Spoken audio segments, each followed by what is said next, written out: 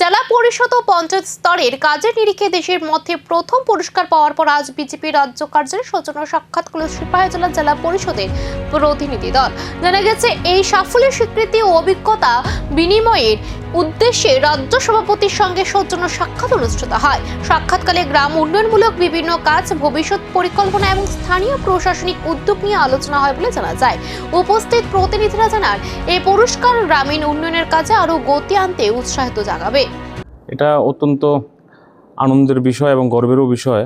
আপনারা সকলে জানেন যে সারা ভারতবর্ষের মধ্যে জেলা পরিষদ কাজের নিরিখে সিপাহীজলা জেলা সারা ভারতবর্ষের মধ্যে প্রথম স্থান অর্জন করেছে। এটা ত্রিপুরা রাজ্যের জন্য অত্যন্ত গর্বের বিষয়।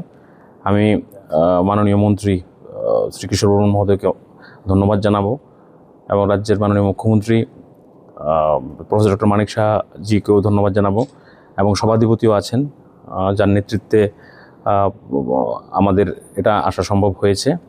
পাশাপাশি এই সাফল্য কি শুধু একটি পুরস্কারের স্বীকৃতি, নাকি আগামী দিনে গ্রামীণ উন্নয়নের নতুন মডেল হিসেবে আরো বড় পরিকল্পনার সূচনা? এই অর্জনের পর রাজনৈতিক ও প্রশাসনিক অঙ্গনে কি নতুন সমীকরণ তৈরি হয়? এখন সেদিকে নজর।